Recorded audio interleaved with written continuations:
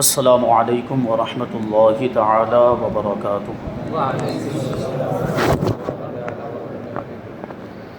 الحمد للہ رب العالمین والعاقبۃ للمتقین والصلاة والسلام علی سید الانبیاء والمرسلین وعلى آلہ واصحابہ اجمعین، اما بعد فاعوذ باللہ من الشیطان الرجیم، بسم اللہ الرحمن الرحیم۔ ولا تحسبن الذین قتلوا فی سبیل اللہ امواتا بل احیاء عند ربہم یرزقون۔ صدق اللہ مولانا العظیم وصدق رسولہ النبی الامین المتین الکریم، ونحن على ذلك لمن الشاہدین والشاکرین والذاکرین والحامدین والحمد للہ رب العالمین۔ آئیے ہم اور آپ سب سے پہلے حضور سرور کائنات فخر موجودات باعث تخلیق کائنات احمد مجتبی محمد مصطفیٰ صلی اللہ علیہ وسلم کی بارگاہ میں درود و سلام کا ہدیہ پیش کریں اور پڑھیں اللہم صلی علی سیدنا مولانا محمد معدن الجود والکرم وآلہ الکرام وابنہ الکریم وبارک وسلم، صلاۃ و سلام علیک یا رسول اللہ صلی اللہ تعالی علیہ وسلم۔ عزیزان ملت اسلامیہ، گزشتہ کل آپ نے سماعت کیا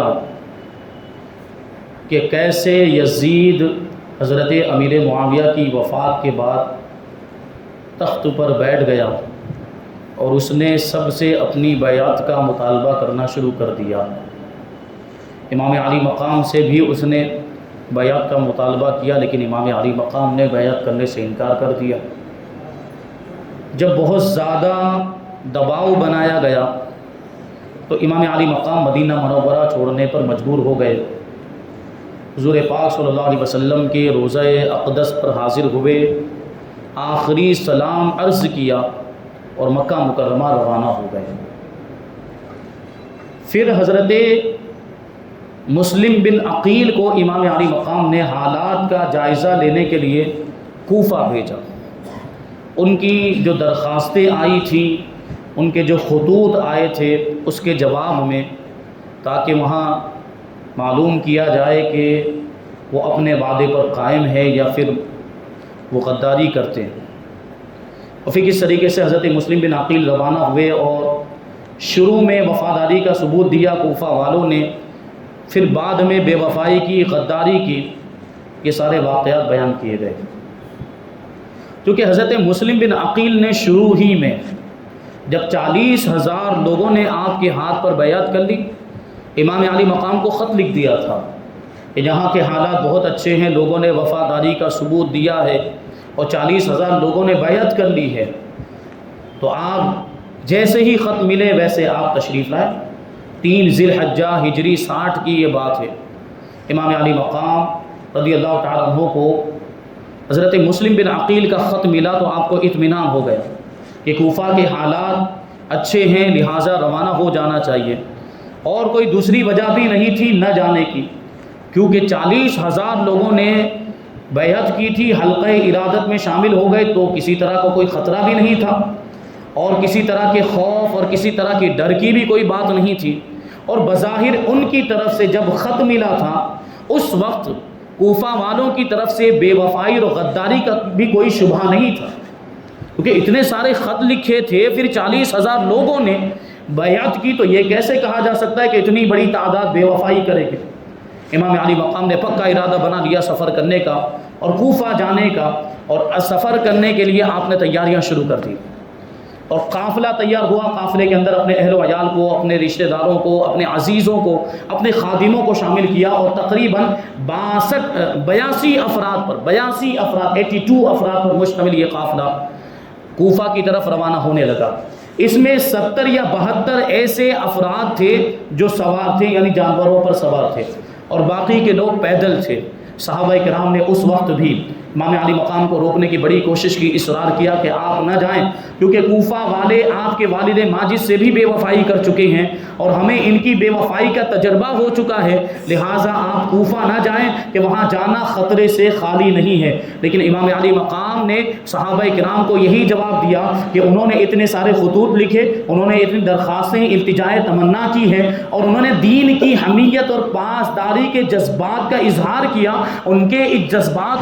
ان جذبات کو ٹھکرا دینا یہ اہل بیت نبوت کے شایان شان نہیں ہے، لہٰذا ان کا جواب تو دینا پڑے گا، آپ کی درخواست کو میں قبول نہیں کر سکتا۔ صحابہ کرام کو امام علی مقام نے منع کر دیا اور ان کی بارگاہ میں معذرت کر لی کہ میں آپ کی بات کو قبول نہیں کر سکتا۔ صحابہ کرام نے روتے ہوئے اور اشک بار آنکھوں کے ساتھ امام علی مقام کو روانہ کیا، اور آخر میں جاتے وقت بھی صحابہ کرام نے یہ بات کہی تھی کہ آپ نہ جائیں، اور حضرت عبداللہ ابن عباس رضی اللہ تعالیٰ عنہ نے یہ بات کہی کہ اگر آپ نے جانے کا پکا ارادہ بنا ہی لیا ہے تو کم سے کم میری ایک تو درخواست قبول کر لیں، میری ایک عرض داشت ہی قبول فرما لیں، وہ یہ ہے کہ بچوں کو اور عورتوں کو یہاں چھوڑ کر جائیں، بچوں کو اور عورتوں کو ساتھ میں لے کر نہ جائیں۔ حضرت عبداللہ ابن عباس نے یہ مشورہ دیا تھا، لیکن امام علی مقام نے اس کو بھی قبول نہیں کیا، اور امام علی مقام نے کہا نہیں، بچوں کو بھی لے کر جائیں گے اور عورتوں کو بھی لے کر جائیں گے، کیونکہ تقدیر کا جو لکھا ہوتا ہے وہ کبھی مٹ نہیں سکتا، تقدیر میں اللہ تبارک و تعالیٰ نے جو فیصلہ فرما دیا پھر وہ ہو کر ہی رہتا ہے۔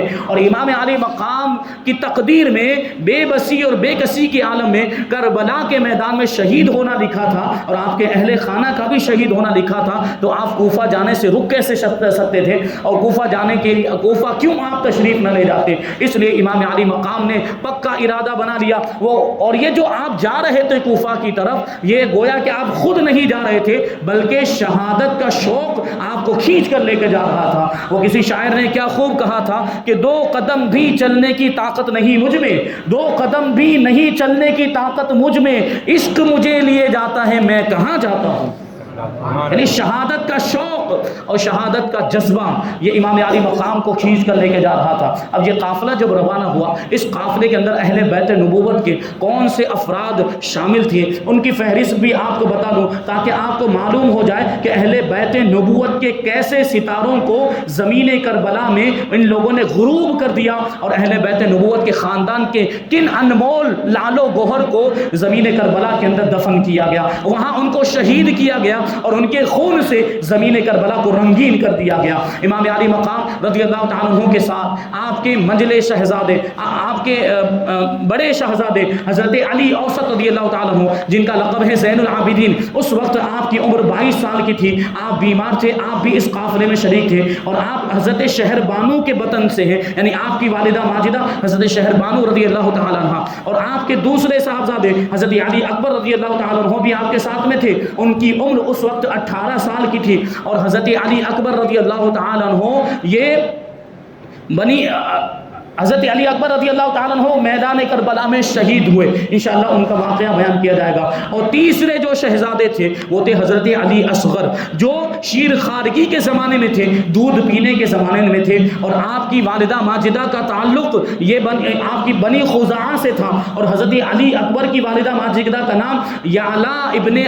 بنت ابی مرہ، حضرت علی اکبر کی والدہ کا نام، اور حضرت علی اصغر کی والدہ کا تعلق بنی خزاعہ سے تھا، اور ساتھ میں آپ کی چھوٹی سی صاحبزادی حضرت سکینہ بھی تھی، ان کی عمر اس وقت 7 سال کی تھی، اور حضرت سکینہ کی والدہ کا نام رباب بنت امرؤ القیس تھا۔ اور اس کے علاوہ حضرت امام حسن مجتبی رضی اللہ تعالیٰ عنہ کے 4 صاحبزادے بھی امام علی مقام کے ساتھ میں تھے، حضرت عبداللہ ابن حسن، حضرت عبداللہ ابن حسن، حضرت عثمان ابن حسن، حضرت عمر ابن حسن، اور حضرت ابو بکر ابن حسن۔ یہ حضرت عمر ابن حسن، حضرت علی ابن حسن، یہ 4 صاحبزادے امام حسن مجتبی رضی اللہ تعالیٰ عنہ کے آپ کے ساتھ میں تھے، اور مولا کائنات کے 5 صاحبزادے، مولا کائنات کے 5 صاحبزادے جو دوسری بیویوں سے تھے، حضرت فاطمہ کے علاوہ دوسری بیویوں سے تھے، وہ بھی امام علی مقام کے ساتھ، ان میں پہلے نمبر پر حضرت عباس بن علی، دوسرے نمبر پر عثمان بن علی، تیسرے نمبر پر عبداللہ بن علی، اور چوتھے نمبر پر حضرت جعفر بن علی،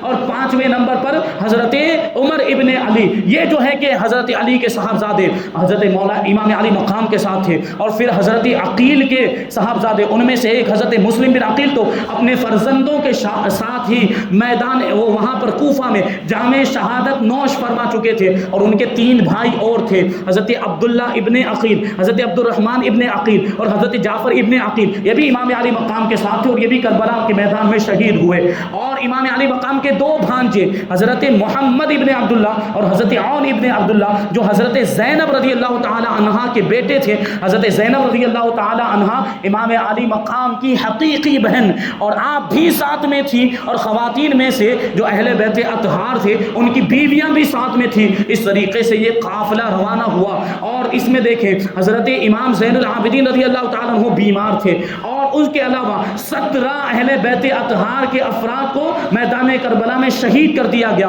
اور امام زین العابدین بیمار ہونے کی وجہ سے بچ گئے، اور ان کے علاوہ کچھ کم عمر شہزادے تھے جیسے حضرت عمر بن علی اور حضرت محمد بن عمر بن حسن، حضرت عمر بن حسن اور حضرت محمد بن عمر بن علی، یہ جو بہت کم عمر چھوٹے بچے تھے، اس وجہ سے ان کو قیدی بنا دیا گیا۔ امام علی مقام یہ قافلے کے ساتھ روانہ ہوئے، اور بڑی تیز رفتاری کے ساتھ منزلیں طے کرتا ہوا یہ قافلہ آگے بڑھنے لگا، یہاں تک کہ ایک منزل پر جس کا نام ذات عرق ہے، وہاں پر جب امام علی مقام کا قافلہ پہنچا تو وہاں ایک شخص سے ملاقات ہوئی، بشیر بن غالب اسدی سے۔ وہ کوفہ سے مکہ مکرمہ کی طرف جا رہے تھے، تو امام علی مقام نے ان سے کوفہ کے حالات دریافت کیے کہ کوفہ کے حالات کیا ہیں، وہاں کیا معاملات ہیں، مسلم بن عقیل کو بھیجا ہے تو کیا ان کے ساتھ ان لوگوں نے وفاداری کا ثبوت دیا کہ نہیں دیا؟ تو بشیر بن غالب اسدی نے کہا کہ مجھے تو بس اتنا ہی معلوم ہے کہ میں وہاں سے جب نکلا تھا تب تک تو معاملات ٹھیک تھے، تب تک تو کوئی گڑبڑ نہیں ہوئی تھی، اور پھر یہ چلے گئے۔ تھوڑی دور فاصلے پر جانے کے بعد فرزدق شاعر سے ملاقات ہوئی، تو فرزدق شاعر سے بھی آپ نے وہی بات پوچھی کہ کوفہ والوں کے حالات کیا ہے، تو فرزدق شاعر نے بھی کہا تھا کہ ان لوگوں کے دل تو آپ کی طرف ہیں، لیکن وقت آنے پر ان کی تلواریں بنی امیہ کے ساتھ ہو جائیں گی، اور خدا جو چاہتا ہے وہ کرتا ہے، خدا جو چاہتا ہے وہی ہوتا ہے۔ یعنی ابھی تو فی الحال وہ بڑے وفاداری کے وعدے کر رہے ہیں، بڑی جانثاری اور وفاداری کے ثبوت پیش کر رہے ہیں، لیکن وقت آنے پر کچھ کہا نہیں جا سکتا کہ کب یہ بنو امیہ کی طرف ہو جائیں، کب یہ یزید کی طرف ہو جائیں۔ یہ جو ہے کہ وہ بشیر بن غالب اور فرزدق دونوں نے یہ بات کہی تھی۔ اب یہ قافلہ آگے بڑھا اور تھوڑی دور بطن الرما پر یہ قافلہ پہنچا تھا کہ وہاں پہ حضرت عبداللہ ابن مطیع سے امام علی مقام رضی اللہ تعالیٰ عنہ کی ملاقات ہوئی، اور وہ بھی کوفہ سے آ رہے تھے، تو امام علی مقام نے ان سے وہاں کے حالات دریافت کیے۔ تو حضرت عبداللہ ابن مطیع رضی اللہ تعالیٰ عنہ یہ اہل بیت کے بڑے چاہنے والے تھے، اہل بیت سے محبت کرنے والے، اہل بیت کے شیدائی تھے۔ امام علی مقام کی بارگاہ میں عرض کرنے لگے کہ امام یا حسین، اے فرزند رسول، آپ جو ہے کہ ہرگز کوفہ کی طرف نہ جائیں، ان لوگوں پر بھروسہ نہیں کیا جا سکتا، ان لوگوں پر آپ ہرگز اعتماد نہ کریں، ان کے بارے میں پہلے ہی تجربہ ہو چکا، پہلے بھی وہ آپ کے والد ماجد کے ساتھ بے وفائی کر چکے ہیں، اور آپ کا کوفہ جانا یہ خطرے سے خالی نہیں۔ لیکن امام علی مقام نے عبداللہ ابن مطیع کو بھی وہی جواب دیا جو مکہ مکرمہ کے اندر صحابہ کرام کو جواب دیا تھا، اور یہ کہتے ہوئے آگے بڑھ گئے، لن یصیبنا الا ما كتب اللہ لنا، کہ ہمیں وہی مصیبت پہنچ سکتی ہے جو اللہ تبارک و تعالیٰ نے ہماری تقدیر میں لکھ دی ہے، اور جو ہماری تقدیر میں نہیں لکھا ہوگا وہ ہمیں پہنچے گا بھی نہیں۔ تو جو مصیبت ہماری تقدیر میں لکھ دی گئی ہے ہم اس سے بھاگ بھی نہیں سکتے ہیں۔ امام علی مقام رضی اللہ تعالیٰ عنہ کا یہ قافلہ تیز رفتاری کے ساتھ منزلیں طے کرتا ہوا یہ روانہ ہے، اور آپ جو ہے کہ جا رہے ہیں، اور ابھی تک امام حضرت مسلم بن عقیل شہید ہو گئے اور ان کے شہزادے شہید ہو گئے۔ کوفہ والوں نے جو غداری کی، کوفہ والوں نے جو بے وفائی کی، امام علی مقام کو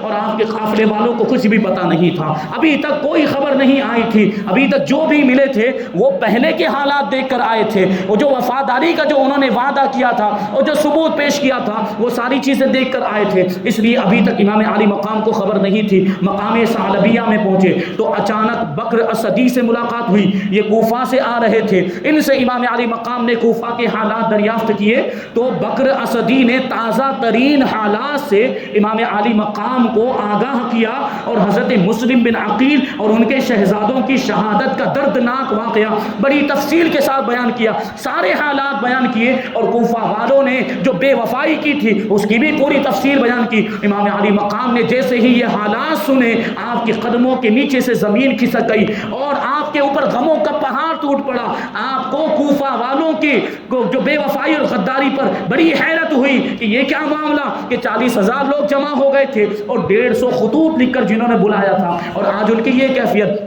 امام علی مقام کے دل کو صدمہ پہنچا، اسی کیفیت میں تھے کہ آنکھوں سے آنسو جاری کہ حضرت مسلم بن عقیل رضی اللہ تعالیٰ عنہ کی چھوٹی سی صاحبزادی وہ امام علی مقام کے ساتھ تھی،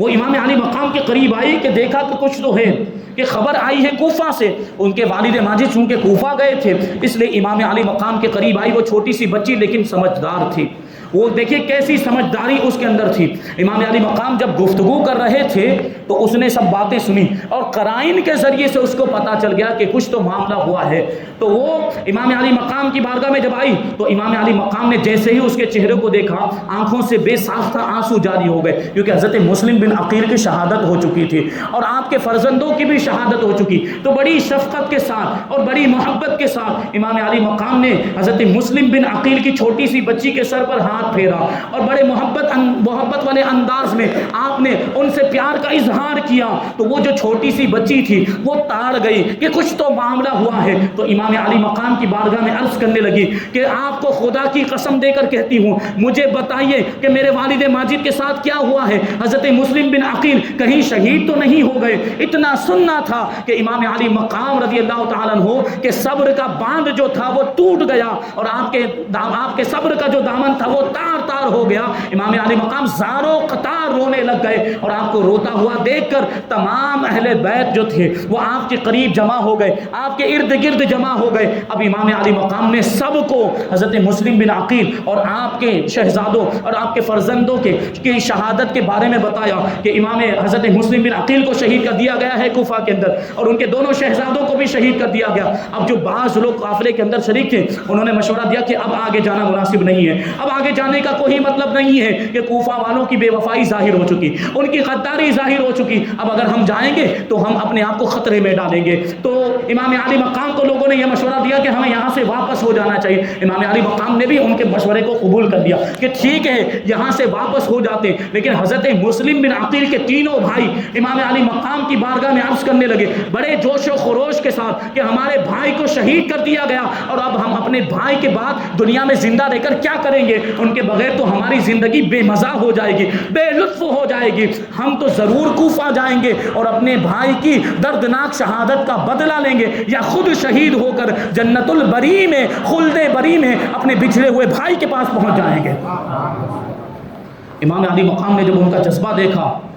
تو ارشاد فرمایا ٹھیک ہے اگر تمہاری خوشی اسی کے اندر ہے تو پھر میں بھی تمہارے ساتھ چلتا ہوں، تم بھی چلو ہم بھی چلتے ہیں اور جو تمہارا حال ہوگا وہی میرا بھی حال ہوگا۔ امام علی مقام رضی اللہ تعالیٰ عنہ اب آگے بڑھے اور یہ قافلہ آگے بڑھتا گیا، آپ کے ساتھ دوسرے بھی آپ کے ساتھی رفقا، آپ کے خدام وغیرہ، یہاں تک کہ کوفہ 2 منزل کے فاصلے پر رہ گیا، یعنی تقریباً 2 دن کا فاصلہ 60 کلومیٹر سمجھے آپ، اتنا فاصلہ جو ہے کہ رہ گیا تھا کوفہ۔ اب یہاں پہ یہ قافلہ رکا ہوا ہے کہ سامنے سے اچانک ایک لشکر آتا ہوا دکھا،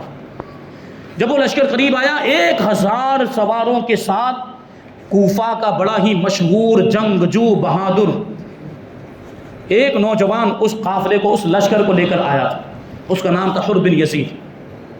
حر بن یزید نے آنے کے بعد امام علی مقام رضی اللہ تعالیٰ عنہ کا راستہ روک لیا، آپ کے سامنے کھڑا ہو گیا اور کہنے لگا کہ عبید اللہ ابن زیاد نے مجھے آپ کو گرفتار کرنے کے لیے بھیجا ہے، اور ساتھ ہی ساتھ حر بن یزید امام علی مقام کی بارگاہ میں معذرت کرنے لگا، معافی مانگنے لگا کہ حضرت آپ کی بارگاہ میں ادنا سی اور بال کے برابر بھی گستاخی اور بے ادبی کرنا مجھے انتہائی ناگوار ہے،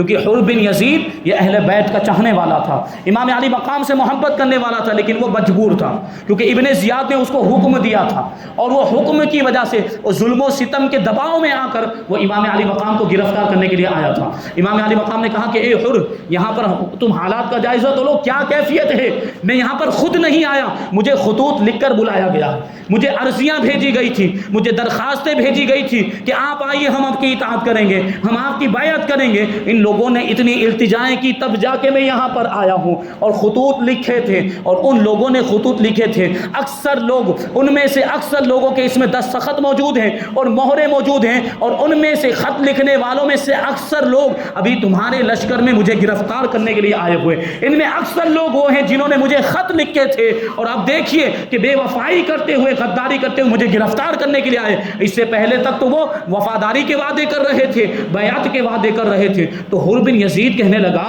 کہ مجھے تو کچھ پتہ ہی نہیں۔ اس نے لا علمی کا اظہار کیا، کیسے خطوط؟ آپ کن خطوط کی باتیں کرتے ہیں؟ آپ کن درخواستوں کی اور التجاؤں کی باتیں کرتے ہیں؟ کس نے خط لکھے تھے؟ مجھے تو ان خطوط کے بارے میں کچھ بھی پتہ نہیں، مجھے تو حکم ہوا ہے، میں آپ کو جانے نہیں دے سکتا، میں آپ کو چھوڑ نہیں سکتا، مجھے آپ کو گرفتار کرنا پڑے گا۔ امام علی مقام نے وہ جو خطوط تھے ان کا تھیلا منگوایا، تھیلے میں بھر کے وہ خط رکھے ہوئے تھے، اور وہ تھیلا حر بن یزید کے سامنے خالی کر دیا، اور ارشاد فرماتے دیکھ لو یہ خط ہیں جو کوفہ والوں نے مجھے لکھے تھے، اور ان کے مضمون کو تم پڑھ لو، اس کے اندر کیا لکھا ہے، کیسی کیسی التجائیں انہوں نے کی تھی، کیسی کیسی درخواستیں اور تمنائیں اس میں لکھی ہیں انہوں نے، اور اس میں مہرے بھی دیکھ لو، لوگوں نے دستخطیں کی ہیں، ان کے نام بھی دیکھ لو کہ کن لوگوں نے یہاں پہ مجھے خطوط لکھے تھے۔ پھر امام علی مقام رضی اللہ تعالیٰ عنہ نے نام لے لے کر وہ خط لکھنے والوں کو پکارا جو حر بن یزید کے لشکر میں شامل ہو کر آئے تھے۔ امام علی مقام نے کہا اے شیش ابن ربعی، اے قیس ابن اشعث، اے زید ابن حارث، کیا تم لوگوں نے مجھے خط لکھ کر نہیں بلایا تھا؟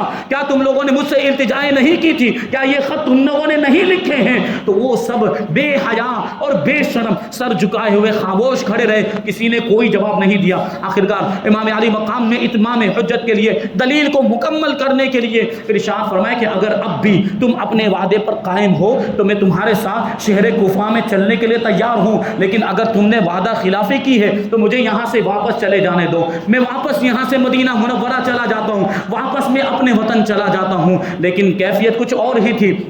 ابھی وہ لوگ کچھ جواب ہی نہیں دے رہے تھے جنہوں نے خط لکھ کر بلایا تھا، یہ گفتگو چل رہی تھی۔ امام علی مقام اور حر بن یزید کے درمیان کہ اچانک ایک سوار آیا، تیز رفتار سواری پر سوار ہو کر ایک سوار آیا، اور اس نے ابن زیاد کا خط حر کو دیا۔ حر نے جیسے ہی وہ خط کھولا تو اس میں لکھا ہوا تھا کہ یہ خط ملتے ہی جہاں پر بھی تمہیں یہ خط ملے امام علی مقام کو وہیں روک دو، اب نہ انہیں جو ہے کہ کوفہ میں داخل ہونے دو اور نہ ہی ان کو واپس جانے دیا جائے۔ اس خط کے اندر یہ لکھا تھا۔ تو حر بن یزید نے امام علی مقام کو وہ خط دکھایا کہ دیکھیے یہ ابن زیاد کا فرمان آ گیا، اور وہ یہ کہہ رہا ہے کہ آپ کو یہیں پر روک لیا جائے، اب نہ یہاں سے آگے بڑھنے دیا جائے، نہ آپ کو وطن واپس ہونے دیا جائے، اور دیکھ لیجئے کہ وہ آپ کو گرفتار کرنے پر کتنا اصرار کر رہا ہے۔ امام علی مقام کے سامنے حر بن یزید نے یہ بات کہی، وہ یہ کہتا جا رہا تھا اور اس کی آنکھوں سے آنسو بہتے جا رہے تھے کیونکہ وہ اہل بیت سے محبت کرنے والا تھا۔ حر بن یزید، اس کا واقعہ آپ نے اس سے پہلے سنا ہوگا کہ بعد میں یہ یزیدی لشکر کو چھوڑ کر امام علی مقام کے لشکر میں شامل ہو گیا تھا، اس کا نصیبہ جاگ اٹھا تھا، اور پھر اس نے امام علی مقام کے نام پر اپنی جان کو بھی قربان کیا ہے، لیکن اس وقت ابھی وہ مجبور تھا،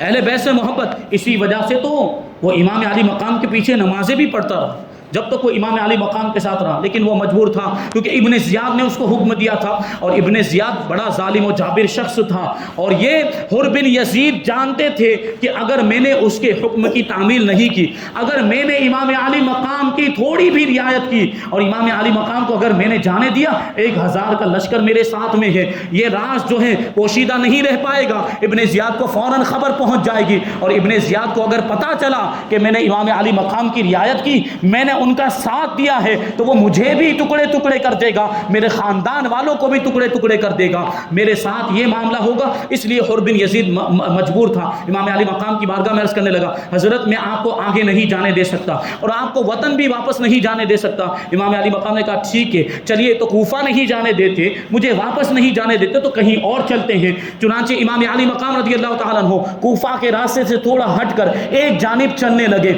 ایک طرف چلنے لگے، تھوڑی دور چلے تھے کہ اب حر ابن یزید کہنے لگا کہ حضرت بس رک جائیے، اب یہاں سے آگے نہیں بڑھ سکتے۔ امام علی مقام وہاں پر رکے اور رکنے کے بعد پوچھا کہ یہ کون سی جگہ ہے؟ لوگوں نے بتایا کہ یہ کربلا ہے،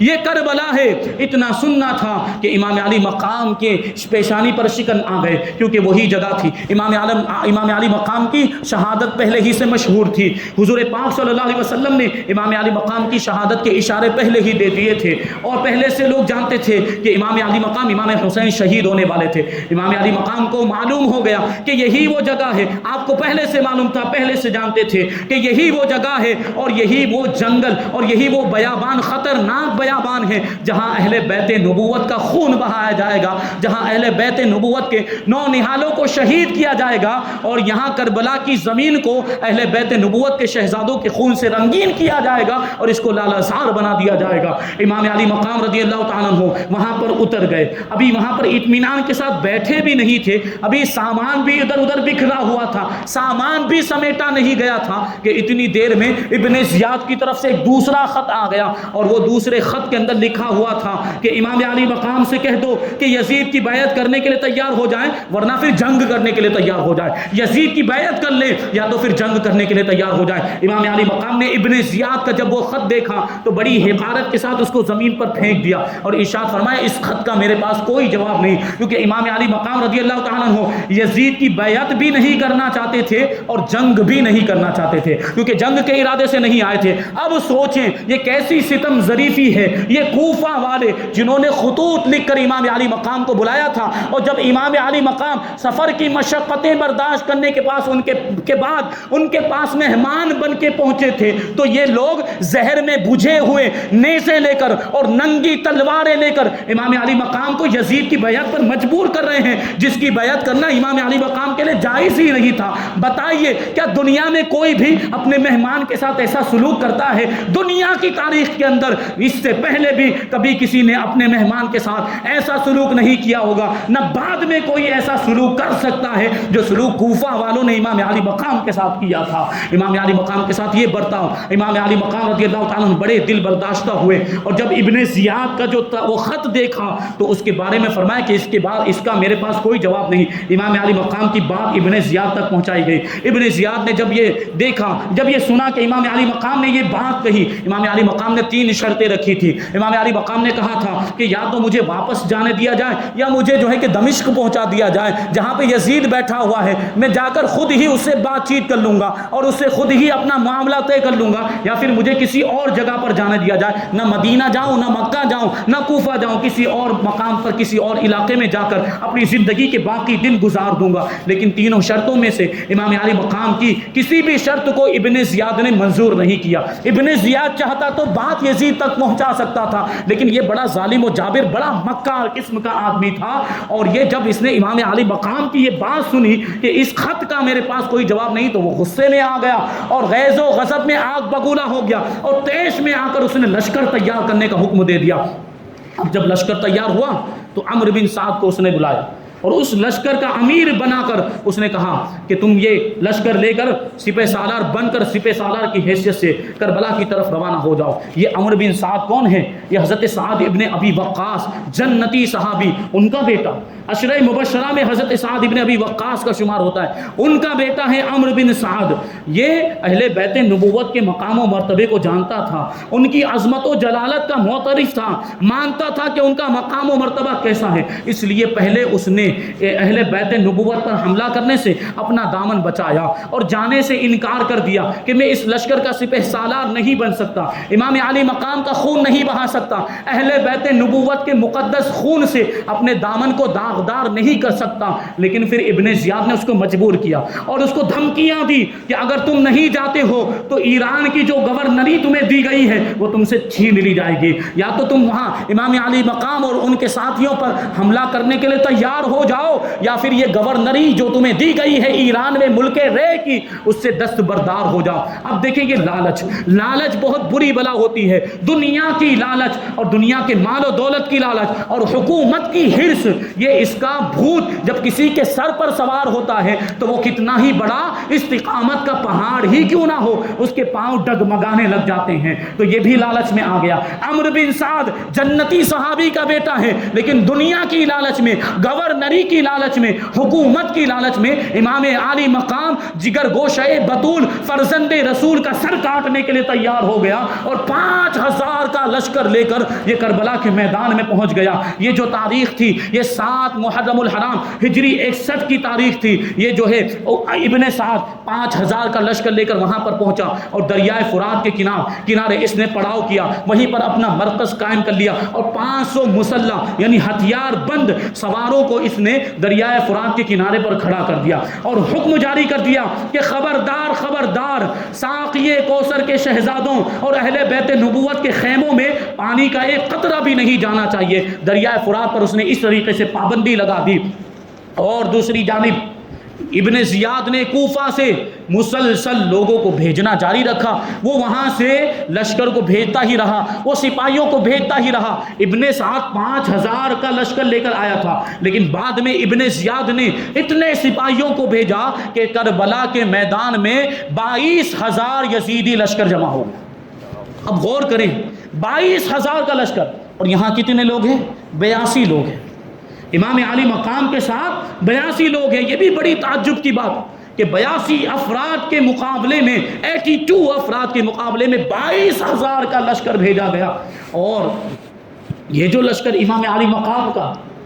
اس میں تو بوڑھے بھی تھے، اس میں تو نوجوان بھی تھے، اس میں تو بچے بھی تھے، اس میں تو عورتیں بھی تھیں، 62 افراد پر مشتمل، اور اس میں تو بیمار عابد بھی تھے امام زین العابدین، اور چھوٹے بچے، دودھ پیتے بچے علی اصغر بھی تھے، اور جنگ کرنے کے ارادے سے نہیں آئے تھے۔ جنگ کا کوئی ساز و سامان بھی نہیں تھا اور ہتھیار بھی نہیں، صرف اپنے بچاؤ کے لیے جو ہتھیار اس زمانے میں عام طور پر ساتھ میں رکھے جاتے ہیں وہی ہتھیار تھے، اور کوئی جنگ کا سامان لے کر نہیں آئے تھے، جنگ کرنے کا ارادہ نہیں تھا۔ لیکن اس کے باوجود یہ یزیدیوں کی یہ دہشت تھی، وہ کیسے خوف میں مبتلا ہو گئے کہ اتنے بڑے بڑے بہادر تھے ان کے ساتھ، اور بڑے بڑے دلاور لوگ تھے، جنگ آزما بہادر بھی لرز رہے تھے اور کانپ رہے تھے، کیونکہ انہیں معلوم تھا کہ آج ہمارا کس کے ساتھ مقابلہ ہونے والا ہے۔ ہمارا آج فاتح خیبر حیدر کرار علی مرتضیٰ کی کچھار کے شیروں کے ساتھ مقابلہ ہونے والا ہے، جن کی رگوں میں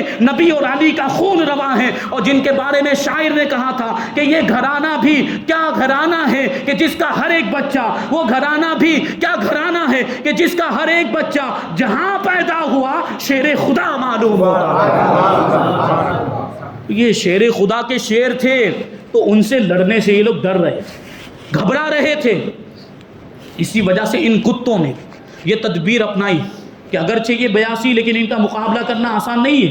ایک ایک فرد سینکڑوں کا مقابلہ کر سکتا ہے، ایسی ہمت اور بہادری ہے ان کے اندر۔ اور یہ لوگ یزیدی بھی جان رہے تھے یہ ساری چیزوں، کوفی بھی جان رہے تھے، شامی لشکر کے لوگ بھی جان رہے تھے۔ اس لیے ابن سعد نے کیا کیا؟ یہ تدبیر اور یہ آئیڈیا پیش کیا کہ ان پر پانی کو بند کر دیا جائے، پانی بند ہو جائے گا تو بھوک اور پیاسے نڈھال ہو جائیں گے، کمزور ہو جائیں گے اور مزمحل ہو جائیں گے، جاں بلب ہو جائیں گے، تو ان کو ہرانا آسان ہو جائے گا۔ پھر ہم ان پر حملہ کر دیں گے تو ان کو شکست ہو جائے گی۔ اب سوچیں کہ وہ دریائے فرات جو یہود و نصارہ کے لیے بھی کھلا ہوا تھا، اس میں یہود و نصارہ بھی پانی آ کر پی سکتے تھے، کفار و مشرکین کو بھی پانی پینے کی اجازت تھی، جانوروں کو بھی پینے کی اجازت تھی، یہاں تک کہ کتے بھی پی رہے تھے، خنزیر بھی پی رہے تھے، لیکن اہل بیت نبوت پر پابندی لگا دی گئی تھی کہ وہ اس کے پانی کا ایک قطرہ بھی نہیں پی سکتے تھے۔ یہ امام علی مقام رضی اللہ تعالیٰ عنہ اور آپ کے ساتھیوں کی آزمائش تھی، یہ آپ کا امتحان تھا، اور اس میں صبر کر کے آپ کو کامیاب ہونا تھا، اور یہی کامیابی اسلام کی سربلندی کا سبب بننے والی تھی۔ ورنہ تو امام علی مقام کا مقام و مرتبہ ایسا تھا کہ اگر دریائے فرات کو حکم دیتے وہاں جانے کی ضرورت نہیں پڑتی، پانی آپ کے قدموں میں آ جاتا، ٹھوکر مارتے تو وہاں سے پانی نکل جاتا۔ یہ شان تھی امام علی مقام کی۔ لیکن آزمائش، جن سوچ لیں کہ جن کے نانا کے اتنے معجزات اور جن کے بابا کے ایسی کرامتیں ہوں تو ان کو کیا اللہ تبارک و تعالیٰ نے صاحب کرامت نہیں بنایا ہوگا؟ لیکن یہ آزمائش تھی اور اس آزمائش میں کامیاب ہونا تھا۔ امام علی مقام رضی اللہ تعالیٰ عنہ کے قافلے پر، اہل بیت نبوت کے فرزندوں پر، کے شہزادوں پر پانی بند کر دیا گیا، اور اسی قافلے کے اندر ننھے اصغر بھی ہیں۔ اہل بیت نبوت کے گلشن کا سب سے چھوٹا پھول یہ جو ہے کہ کہ شیر خارگی کا زمانہ، دودھ پینے کے زمانے میں 3 دن کے بھوکے پیاسے ہیں، اور آپ کی والدہ ماجدہ بھوکی پیاسی رہنے کی وجہ سے آپ کے سینے میں بھی دودھ خشک ہو گیا۔ حضرت علی اصغر رضی اللہ تعالیٰ عنہ جب دودھ پینے کے لیے جب پیاس ستا تھی اپنی والدہ ماجدہ کی کے سینے کو جب آپ سینے کی طرف اپنا منہ کرتے تھے تو وہاں پر آپ کو دودھ کا ایک بھی قطرہ میسر نہیں آتا تھا۔ حضرت علی اصغر رضی اللہ تعالیٰ عنہ مچل کر رونے لگ جاتے تھے، اور بچے ہیں، بچہ تو بول نہیں سکتا، لیکن گویا کہ اپنی زبان حال سے وہ یہ کہہ رہے تھے کہ اس سے پہلے جب میں اسی سینے کی طرف میں رخ کرتا تھا تو یہاں دودھ کے جو چشمے بہتے تھے، اور جب میں ان چشموں سے اپنا منہ لگا لیتا تھا تو میرے منہ میں دودھ بھر جایا کرتا تھا، لیکن آج کیا کیفیت ہو گئی کہ وہ دونوں دودھ کے چشمے خشک ہو چکے ہیں۔ حضرت علی اصغر رضی اللہ تعالیٰ عنہ جن کے نرم نازک گلابی ہونٹ بھوک اور پیاس کی وجہ سے کالے پڑ چکے تھے، یہ وہی ہونٹ ہیں کہ جن پر گلاب کی پنکھڑیاں بھی قربان ہو جائیں، آج علی اصغر کی وہ کیفیت کہ پیاس کی وجہ سے ہونٹ کالے ہو گئے، اور یہ کیفیت تھی کہ پیاس کی وجہ سے بار بار حضرت علی اصغر رضی اللہ تعالیٰ عنہ اپنی زبان کو اپنے ہونٹوں پر پھراتے تھے کہ ہونٹ خشک ہو گئے تھے، اور ادھر دوسری جانب اب ممتا کی ماری آپ کی والدہ ماجدہ یہ دیکھ رہی خود بھی بھوکی پیاسی ہے، اور اپنے بچے کی جب تکلیف دیکھتی ہے تو ان کی تکلیف میں اور اضافہ ہو جاتا ہے، لیکن چھوٹے سے بچے پر بھی ان ظالموں کو رحم نہیں آیا، چھوٹے بچے کو بھی پانی پینے نہیں دیا۔ یہ کیفیت تھی ان کے ظلم کی، ستم زری کی انہوں نے انتہا کر دی۔ یہ جو داستان ہے تاریخ انسانی میں ہمیشہ یاد رکھی جائے گی، آنے والی نسلیں یہ بیان کرتی ہی رہیں گی اور ان پر ملامت کرتی ہی رہیں گی کہ ان لوگوں نے ظلم کی انتہا کر دی کہ ایک شیر خوار بچے کو بھی پانی نہیں پینے دیا۔ یہ کیفیت تھی، اور امام علی مقام رضی اللہ تعالیٰ عنہ اور آپ کے قافلے والے اہل بیت نبوت، اور اس میں خواتین بھی موجود ہیں، عفت معاب شہزادیاں بھی موجود ہیں، ان پر بھی پانی بند کر دیا گیا۔ امام علی مقام رضی اللہ تعالیٰ عنہ استقامت کے پہاڑ بنے رہے، اتنا سب کچھ ہونے کے باوجود امام علی مقام رضی اللہ تعالیٰ عنہ کے پائے استقلال میں لغزش نہیں آئی، آپ صبر و استقامت کے پہاڑ بن کے ڈٹے رہے۔ ابھی امام علی مقام چاہتے تو یزید کی بیعت کر لیتے، اور یہ بات پہلے بتا چکا کہ یزید آپ کے پاؤں دھو کر پیتا اور دولت کے انبار لگا دیتا، خزانوں کی چابیاں لا کر رکھ دیتا تھا، لیکن امام علی مقام نے مصیبتوں کو برداشت کرنا تو گوارا کیا، اپنے خاندان کی قربانی دینا تو گوارا کر لیا، لیکن یزید کی بیعت کرنا گوارا نہیں کیا۔ آپ جو ہے کہ صبر و استقامت کا پہاڑ بن کے ڈٹے رہے، اور آپ نے دوسری جانب یہ بھی بڑی کوشش کی کہ کسی طریقے سے یہ جنگ ٹل جائے، یہ جنگ نہ ہونے پائے، لیکن کوفی تیار ہی نہیں تھے، اور یزیدی لشکر کے لوگ اور خاص طور پر ابن زیاد مردود وہ یہ چاہتا ہی نہیں تھا کہ کسی بھی طریقے سے یہ جنگ ٹلنے پائے، یا تو بیعت کر لیں یا پھر ان کو ختم کر دیا جائے معاذ اللہ۔ آخر کار امام علی مقام رضی اللہ تعالیٰ عنہ نے 9 محرم الحرام کو جو اہل بیت نبوت کا خیمہ لگا ہوا تھا اس کے ارد گرد 3 جانب جو خندق کھودنے کا حکم دیا، اور اس میں لکڑیاں جمع کی گئی، اور امام علی مقام نے حکم دیا کہ ان لکڑیوں کے اندر آگ جلا دی جائے، اور ایک رستہ صرف چھوڑا گیا تھا کہ جہاں سے نوجوان نکل کر، جہاں سے اہل بیت نبوت کے بہادر نکل کر دشمنوں کا مقابلہ کر سکے، وہ صرف ایک راستہ چھوڑا گیا تھا، اور باقی 3 طرف خندق کھودنے کے بعد، وہاں پہ گڈھے کھودنے کے بعد اس میں لکڑیاں ڈال کر امام علی مقام نے اس میں آگ لگانے کا حکم دیا تھا۔ اور اس میں حکمت کیا تھی؟ یہ ایک جنگی تدبیر تھی، کیونکہ اس میں وہاں پہ پردہ نشین اہل بیت نبوت کی شہزادیاں موجود تھی کہ کہیں پیچھے سے دشمن حملہ نہ کر دیں اور ان خواتین کو، عفت معاب بیٹیوں کو اور ان بیبیوں کو کوئی تکلیف نہ پہنچا سکے، اس لیے امام علی مقام نے یہ تدبیر اختیار کی۔ آخر کار 10 محرم الحرام ہجری 61 جمعہ کا دن تھا، وہ صبح نمودار ہوئی جو امام علی مقام اور آپ کے ساتھیوں کی آخری صبح تھی۔ امام علی مقام کے ساتھ آپ کے ساتھیوں نے فجر کی نماز ادا کی جو ان کی زندگی کی آخری فجر کی نماز تھی، اور پھر میدان میں ابن سعد اپنا پورا لشکر لے کر آ گیا، 22,000 کا لشکر لے کر عمرو بن سعد میدان کے اندر آ گیا۔ اب جنگ کا نقارہ بجا دیا گیا، اور ابن سعد آگے بڑھ کر سب سے پہلا تیر چلاتا ہے، اور سب سے پہلا تیر امام علی مقام کے خیمے کی طرف اس نے چلایا اور لوگوں سے کہنے لگا لوگوں گواہ رہنا کہ میں نے سب سے پہلا تیر چلایا. یہ فخر کے طور پر بیان کر رہا ہے وہ کہ امام علی مقام پر سب سے پہلا تیر میں نے چلایا ہے، حالانکہ یہی تیر اس کے لیے وبال جان بن جائے گا اور اس کو جہنم میں لے کر جائے گا. اور فخر کر رہا ہے کہ میں نے امام علی مقام کی طرف سب سے پہلا تیر چلایا. اب امام علی مقام رضی اللہ تعالیٰ عنہ میدان میں تشریف لائے اور اتمام حجت کے لیے خطبہ ارشاد فرمایا، اللہ کی حمد و ثنا بیان کی، رسول پاک صلی اللہ علیہ وسلم پر درود و سلام پیش کیا، اور پھر امام علی مقام نے اپنے حسب و نسب کو بیان کیا، اپنے فضائل بیان کیے کہ دیکھو تو صحیح کہ میں کس کا بیٹا ہوں، میں کس کا نواسا ہوں، تم اس کی بھی اس کا بھی لحاظ نہیں کر رہے ہو اور مجھ سے جنگ کرنے کے لیے تیار ہو گئے. میرا خون بہا کر تمہیں کچھ نہیں ملنے والا، نقصان کے علاوہ تمہارا کوئی فائدہ نہیں ہونے والا. لیکن امام علی مقام رضی اللہ تعالیٰ عنہ ابھی خطبہ دے ہی رہے تھے، ابھی آپ کا خطبہ مکمل نہیں ہوا تھا کہ ان لوگوں نے مردود اور گستاخ کوفیوں نے بیچ میں ہی شور مچانا شروع کر دیا کہ امام علی مقام کی بات کو کوئی سن ہی نہ پائے. یہ شور مچانے لگ گئے اور کہنے لگے کہ ہمیں آپ کی ان باتوں کا کوئی مطلب نہیں، ہم آپ جو ہے کہ آپ کی خاندانی شرافت اور حسب و نسب اور آپ کے فضائل سننے کے لیے نہیں آئے ہیں، آپ جو ہے کہ جنگ کرنے کے لیے تیار ہو جائیں اور جنگ کرنے کے لیے آپ اپنے بہادروں کو بھیجیں، ہم بھی اپنے یہاں سے بہادروں کو بھیجتے اور جنگ کا سلسلہ شروع کیا جائے. ہم آپ کے فضائل نہیں سننا چاہتے. یہ بے ادبی اور بدتمیزی تھی ان کی کوفیوں کی. امام علی مقام رضی اللہ تعالیٰ عنہ اب دیکھیں کربلا کے میدان میں پہنچ چکے. میں نے ابھی عرض کیا کہ اگر امام علی مقام رضی اللہ تعالیٰ عنہ چاہتے تو فرات کو بلاتے ہیں، وہ خود آپ کے قدموں میں آ جاتا. اسی طریقے سے امام علی مقام نے یہاں پر تو اتمام حجت کر دیا، اپنے فضائل بتا کر اپنا مقام و مرتبہ واضح کر دیا تاکہ بعد میں یہ لوگ بہانہ نہ کر سکے کہ امام علی مقام نے ہم کو سمجھایا نہیں تھا، ہم تو بہک گئے تھے، ہم تو ابن زیاد اور یزید کے بہکاوے میں آ گئے تھے. امام علی مقام کو تو ہمیں سمجھانا چاہیے تھا نا. امام علی مقام نے ہم کو نہیں سمجھا، اس لیے ہم سے بھول ہو گئی. اس لیے امام علی مقام نے اتمام حجت کے لیے یہ خطبہ ارشاد فرمایا، اپنا مقام و مرتبہ واضح کیا، اپنی فضیلت بیان کی، اور ساتھ ہی ساتھ کربلا کے میدان میں امام علی مقام نے کرامتیں بھی ظاہر فرمائی کہ اس طرح بھی آپ کا مرتبہ ظاہر ہو جائے، لوگوں کے سامنے آپ کا مقام واضح ہو جائے کہ جو اللہ کا اتنا بڑا ولی ہے کہ اس سے کرامتوں کا صدور ہو رہا ہے، اس سے مقابلہ کرنا یہ کوئی عقل مندی کی بات نہیں ہے. امام علی مقام کربلا کے میدان میں موجود جو خندق کے ارد گرد آگ لگائی تھی نا، خیمے کے ارد گرد جو خندق کھودا گیا اور اس میں جو آگ لگائی لکڑیاں بھرنے کے بعد، تو ایک شخص بڑا ہی بدبخت اور بد زبان امام علی مقام کی بارگاہ میں آیا جس کا نام تھا مالک بن عروہ، اور آنے کے بعد کہنے لگا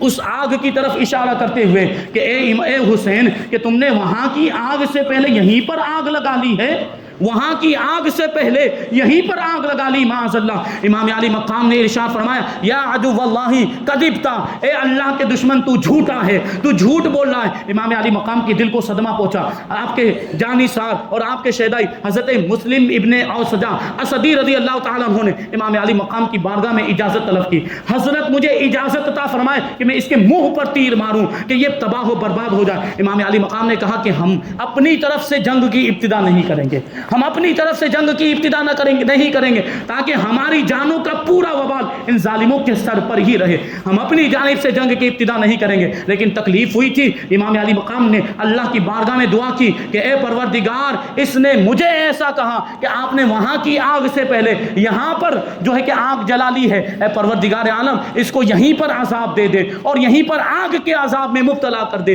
اب کیا ہوا، وہ گھوڑے پر سوار تھا، اس کا گھوڑا بدکا اور اس کا گھوڑا بھاگنے لگا اور گھوڑے کا قدم ایک گڈھے کے اندر جا کر پڑا اور گھوڑا اس کو گھسیٹتے ہوئے وہ اپنے گھوڑے پر سے گرا اور گھوڑے کی رکاب کے اندر اس کا پاؤں پھنس گیا. اب گھوڑا اس کو گھسیٹتے ہوئے لے گیا اور لے جا کر اسی خندق کی آگ میں اس کو ڈال دیا اور اسی آگ میں وہ جل کر خاک ہو گیا اور جہنم رسید ہو گیا. فوراً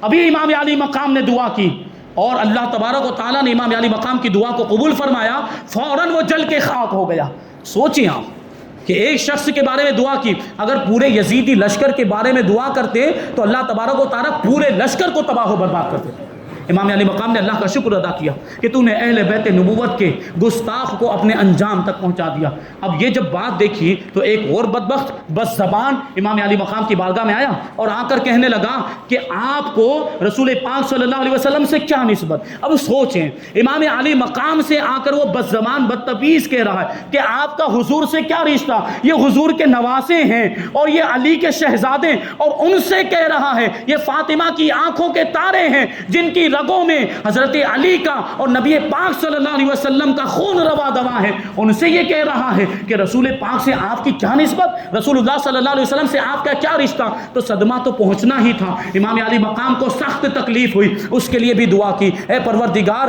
امیت ہو عطشانہ، اس کو بھوک، اس کو جو ہے کہ اس کو جو ہے کہ رسوائی کے ساتھ اور ذلت کے ساتھ اس کو تباہ و برباد کر دے۔ امیت ہو عطشانہ، یہ دوسرے گستاخ کے بارے میں امام علی مقام نے ارشاد فرمایا تھا۔ امام علی مقام نے اس بدبخت اور بدتمیز اور گستاخ کے بارے میں ارشاد فرمایا کہ اس کو ذلت و خواری میں مبتلا کر دے۔ اب تھوڑی دیر ہی گزری تھی کہ اس کو حاجت پیش آئی اور اس کو بیت الخلا جانے کی ضرورت پیش آئی۔ وہ گیا اور جھاڑیوں میں جانے کے بعد اپنے کپڑے اتارنے کے بعد ابھی بیٹھا ہی تھا کہ جھاڑیوں میں سے ایک کالے رنگ کا انتہائی زہریلا بچھو نکلا اور اس بچھو نے اس کو ڈنک مار دیا۔ اب اس کی تکلیف کی وجہ سے وہ برہنہ بے ستر، کپڑے اس کے اترے ہوئے تھے اور گندگی میں لت پت وہ ادھر ادھر گھومنے لگا اسی تکلیف میں، اور بڑی ذلت و رسوائی کے ساتھ اسی تکلیف میں مر گیا اور جہنم رسید ہو گیا۔ اسی طریقے سے ایک مزنی شخص تھا، قبیلہ مزینہ سے اس کا تعلق، وہ آ کر امام علی مقام سے کہنے لگا کہ دیکھو دریائے فرات کیسے موجیں مار رہا ہے، لیکن تم کو اور تمہارے گھر والوں کو اس کا ایک بھی قطرہ پینے کے لیے نہیں دیا جائے گا۔ اس نے یہ گستاخی کی تو امام علی مقام نے اس کے بارے میں دعا کی، اللہم امتہ عطشانہ، کہ اے پروردگار اس کو پیاسا مار، اس کو بھوکا مار، اس کو پیاسا مار۔ اتنا فرمانا تھا کہ اس کا گھوڑا جو تھا وہ بے قابو ہو گیا، اور بے قابو ہونے کے بعد وہ گھوڑا بھاگنے لگا۔ وہ اپنے گھوڑے کو پکڑنے کے لیے اس کے پیچھے دوڑنے لگا، اور دوڑنے کی وجہ سے اس کو تھکان کا احساس ہوا، اور اس تھکان کی وجہ سے اس کو سخت پیاس لگی، یہاں تک کہ وہ پیاس پیاس کر کے چلانے لگا۔ لوگ اس کو پانی پلاتے تھے لیکن پانی کا ایک بھی گھونٹ اس کے حلق کے نیچے نہیں اترتا تھا، اور اسی پیاس کی شدت کے اندر اور اسی پیاس کی وجہ سے وہ مر گیا اور جہنم رسید ہو گیا۔ امام علی مقام نے یہ کرامتوں کا اظہار فرمایا، اور یہ بھی اتمام حجت کے لیے تھا، دلیل کو تام کرنے کے لیے تھا کہ اللہ تبارک و تعالیٰ نے جس کو یہ مرتبہ عطا فرمایا ہو کہ وہ جو دعا کرتا ہے اللہ تعالیٰ قبول فرما دیا کرتا ہے، اور وہ جیسا کہتا ہے ویسا ہی اللہ تعالیٰ کر دیا کرتا ہے، تو ایسے سے مقابلہ کرنا یہ کوئی عقل مندی کی بات تو نہیں۔ بہرحال اس کے بعد جنگ کی ابتدا ہوئی۔ امام علی مقام رضی اللہ تعالیٰ عنہ کے لشکر سے ایک ایک بہادر نکل کر جانے لگے۔ سب سے پہلے امام علی مقام رضی اللہ تعالیٰ عنہ کے ساتھی اہل بیت نبوت کے افراد کے علاوہ، خاندان بنو ہاشم کے علاوہ جو لوگ راستے میں آپ کے ساتھ ہو گئے تھے، ان لوگوں نے امام علی مقام کی بارگاہ میں عرض کیا کہ جب تک ہم میں سے ایک آدمی بھی زندہ ہے، اہل بیت نبوت کے کسی بھی فرد کو میدان جنگ میں جانے کی ضرورت نہیں ہے، اور جب تک ہم میں سے ایک بھی زندہ اور جب تک ہمارے جسم کے اندر خون کا آخری قطرہ موجود ہے، ہم اہل بیت نبوت کے کسی بھی فرد کو ایک زخم بھی نہیں آنے دیں گے اور ان کو کوئی بھی تکلیف نہیں ہونے دیں گے۔ بہرحال یہاں سے جنگ کی ابتدا ہوتی ہے۔ امام علی مقام رضی اللہ تعالیٰ عنہ کے یہ ساتھی جو آپ کے ساتھ ہو گئے تھے، یہ ایک کے بعد ایک میدان جنگ میں آتے گئے اور جام شہادت نوش فرماتے گئے۔ اس کی ایک بڑی تفصیل ہے، اور اس میں جو ہے کہ وہ بڑے ہی جانباز اور بہادر افراد بھی تھے جنہوں نے اپنی بہادری کا ثبوت میدان کربلا کے اندر دیا تھا۔ بہرحال یہاں سے ہم مختصر کریں گے، اور انشاءاللہ تبارک و تعالی حضرت عقیل رضی اللہ تعالیٰ عنہ کے جو دوسرے شہزادے وہ میدان کربلا میں آئے، اور پھر حضرت قاسم ابن حسن رضی اللہ تعالیٰ عنہ کیسے میدان جنگ میں آئے اور اس کے بعد کیا واقعات پیش آئے، انشاءاللہ تبارک و تعالی ان کو کل بیان کیا جائے گا۔ اللہ تبارک و تعالیٰ کی بارگاہ میں دعا ہے کہ جو کچھ بھی بیان ہوا اس پر ہم سب کو عمل کرنے کی توفیق عطا فرمائے، شہدائے کربلا جیسا جذبہ قربانی ہم سب کو بھی عطا فرمائے، اور اسلام کے لیے ہم کو بھی اپنا سب کچھ قربان کرنے کا جذبہ عطا فرمائے، توفیق عطا فرمائے، شریعت مصطفیٰ، احکام اسلام اور سنت رسول اللہ پر ہم سب کو عمل کرنے کی توفیق عطا فرمائے۔ وما علینا الا البلاغ۔ السلام علیکم۔